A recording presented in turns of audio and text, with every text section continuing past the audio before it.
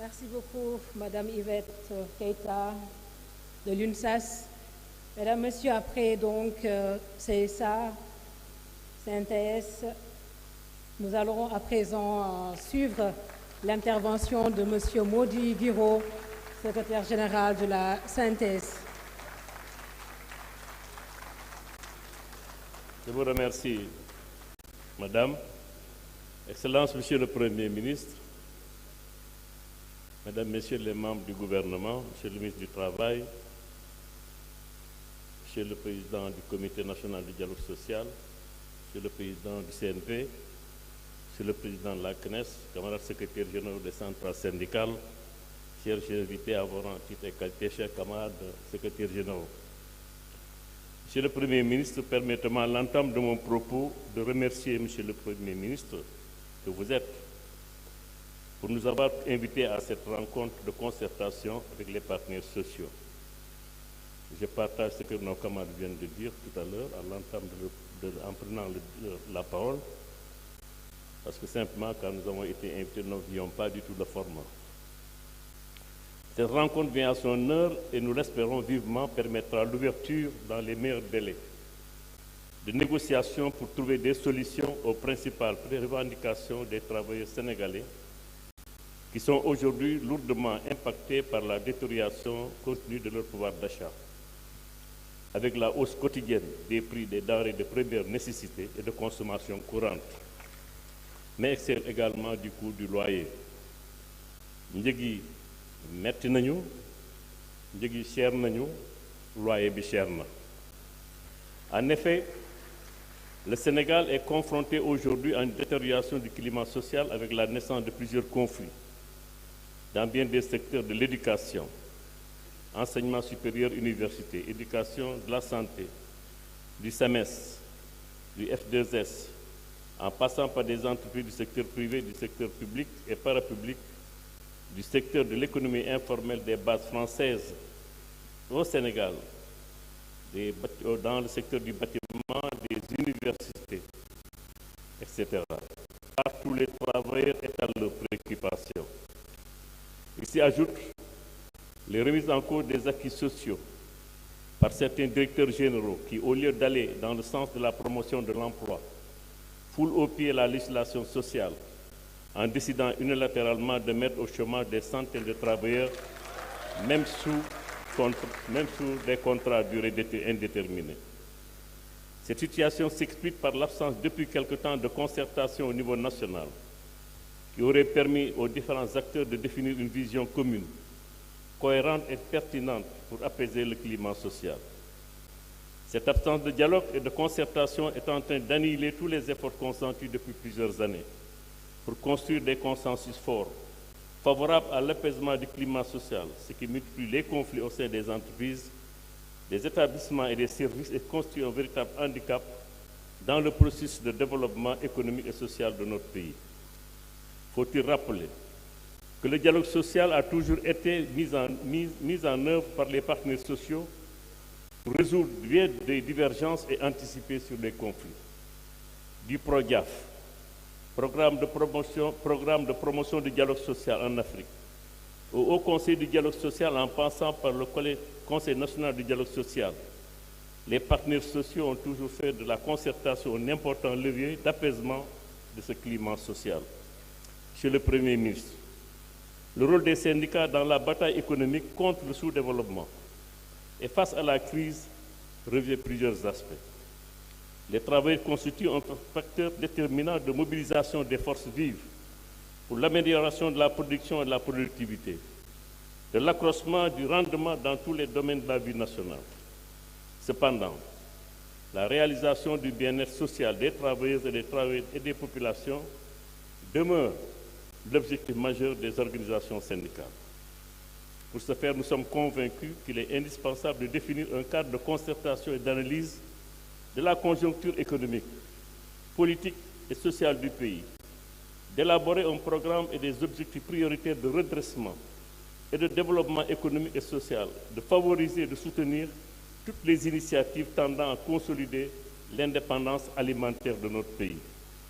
Dans ce cadre, Monsieur le Premier ministre, Permettez-moi de remercier le Président de la République pour l'heureuse initiative qu'il a prise d'ouvrir le COS-Petrogaz à d'autres acteurs, notamment à la société civile et des syndicats. Nous avons conscience que la mise en œuvre méthodique de la politique commune de développement appelle la présence de représentants des travailleurs dans toutes les structures nationales où s'effectue la conception, l'exécution et le contrôle de la politique économique et sociale du pays. Je voudrais rappeler à ce propos la mise sur pied en 1994 du comité de suivi de la dévaluation du franc CFA présidé par le ministre des Finances de l'époque, M. Ousmane Sonko, dans lequel les organisations syndicales étaient bien représentées. Ousmane Sakho, excusez-moi, dans lequel les organisations syndicales étaient bien représentées.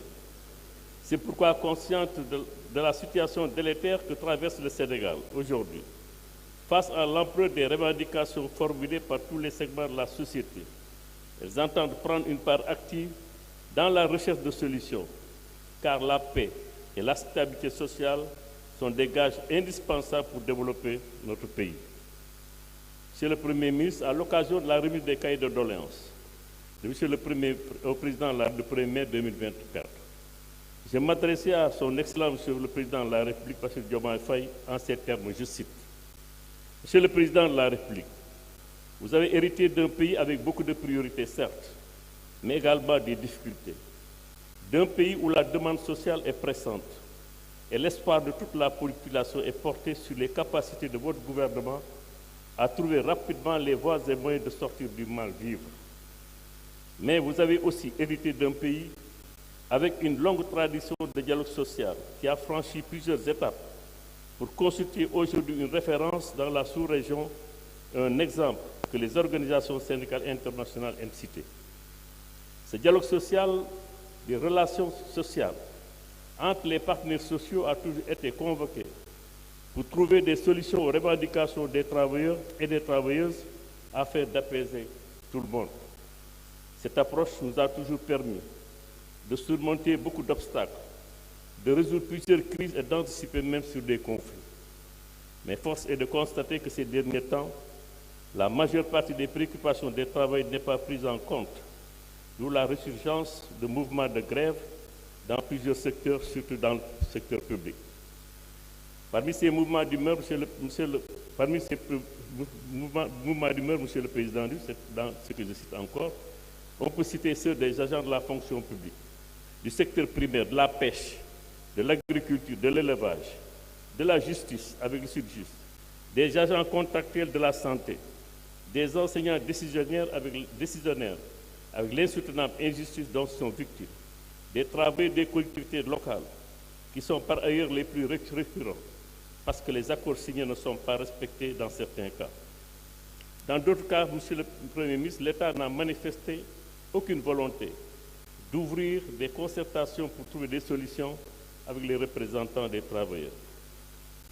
Aussi, au risque de nous répéter, nous soumettons à votre Excellence les mêmes revendications que nous avions présentées à votre prédécesseur l'année dernière et qui, malgré nos relances, n'ont pas encore trouvé de solution. Fin de citation. Monsieur le Premier ministre, nous savons que cette rencontre n'est nullement une séance de négociation, mais nous voudrions vous rappeler nos attentes.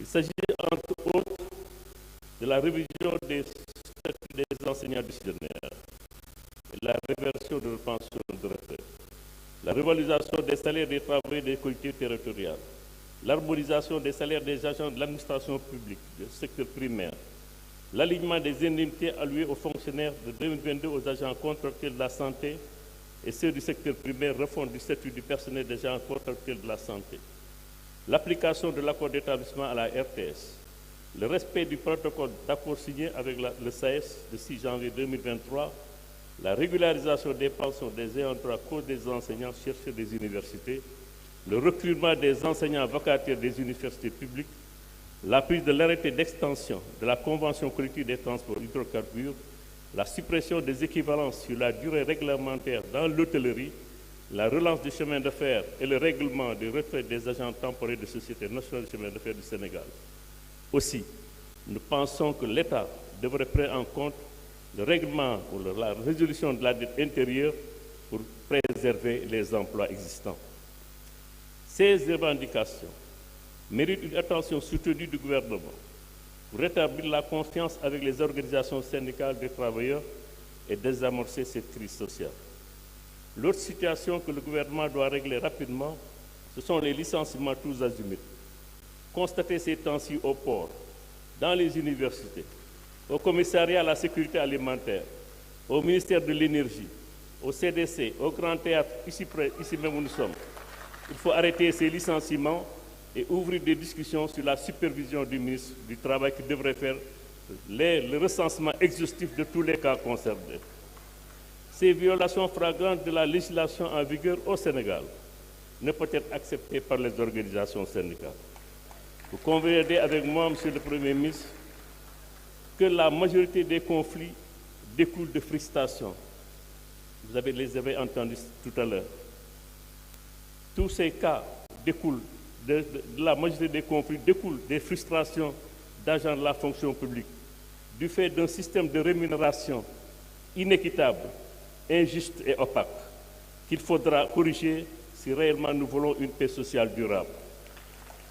Monsieur le Premier ministre, Mesdames, Messieurs, si la rencontre de cet après-midi s'inscrit dans une dynamique de la recherche de solutions pour l'apaisement du climat social, de recherche de solutions pour l'apaisement du climat social, nous exigeons un engagement de tous les partenaires à créer les conditions d'un règlement définitif des points contenus dans les plateformes des syndicats.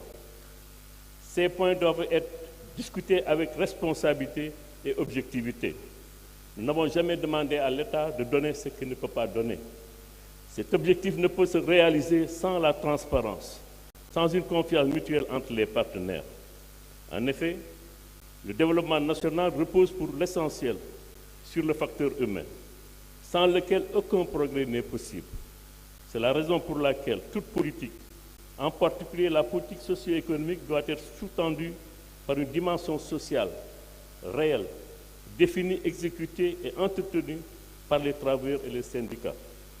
Aujourd'hui, Monsieur le Premier ministre, les défis multiformes et multidimensionnels auxquels doivent faire face les Sénégalais font obligation aux différents partenaires de recentrer leurs rapports, de combattre ensemble toutes les tentatives de blocage, de clarifier leurs champs d'action respectifs et leur conception du partenariat, de tracer ensemble les lignes directrices de leur intervention afin de créer une dynamique solidaire à travers des mécanismes et des structures de concertation permanente. Aussi, est-il indispensable que l'État et les employeurs s'engagent à respecter les accords signés. En effet, les relations de travail ont une dimension nouvelle, dictée par les réalités économiques, de la mondialisation qui fragilise le tissu industriel de notre pays, mais également par le tableau sombre que nous a présenté M. le ministre des Finances. Monsieur le Premier ministre, nous souhaitons de tout cœur que cette rencontre ne soit pas seulement un cadre de plus, mais qu'il crée les conditions de la promotion de l'emploi décent et durable et permette de relever les défis de la croissance économique et de la stabilité sociale de notre pays. L'environnement économique mondial nous y invite. Pour finir, j'aimerais paraphraser le préambule de l'OIT. Une paix sociale durable et pérenne ne peut être fondée que sur la base de la justice sociale. Je vous remercie de votre aimable attention.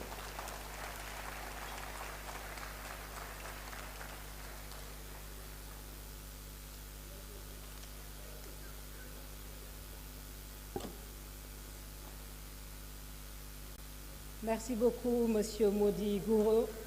Merci bien. Mesdames, Messieurs, nous avons fait le tour des centrales syndicales avec les différents secrétaires généraux. Merci beaucoup, Madame. Merci, Messieurs. Et nous allons passer au patronat. Je salue la présence de Monsieur Adama Lam de la CNES, Monsieur Idi Cham de l'UNACOIS, Monsieur Pierre Goudiaby Atepa de CIS et Monsieur Bedi Agne du CNP Et c'est justement M. Beydi Agne qui va porter la parole du patronat. Merci de l'accueillir.